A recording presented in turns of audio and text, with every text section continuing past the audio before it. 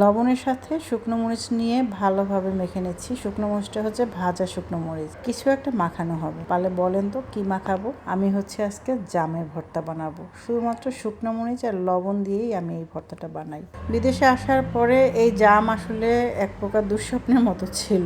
যদিও টুকিটাকি পেতাম, তা হচ্ছে ফ্রোজেন। এমন ফ্রেশ জাম এটা ছিল আসলে স্বপ্নে দেখার মতো। মাঝে মধ্যে বাঙালি যেসব গ্রোসারি ছিল অনেক বড়, তাতে পাওয়া যেত। যদি বাজার করতে যেতাম ভাগ্যক্রমে পেতাম আর কি।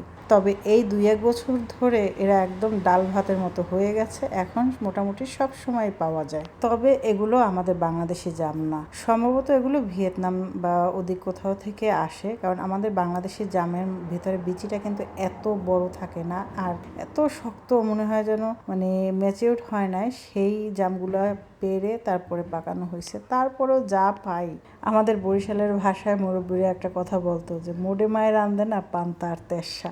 মোটে পাই না, তার মধ্যে যা পাই তাই তো অনেক কিছু। জাম মাখানো শেষ, এখন হচ্ছে খাওয়ার পালা। খাবো হচ্ছে আমি আর আমার হাজব্যান্ড। আমার বড় ছেলে একটু খায়, খুব একটা না, তবে ছোটটা একদমই খায় না।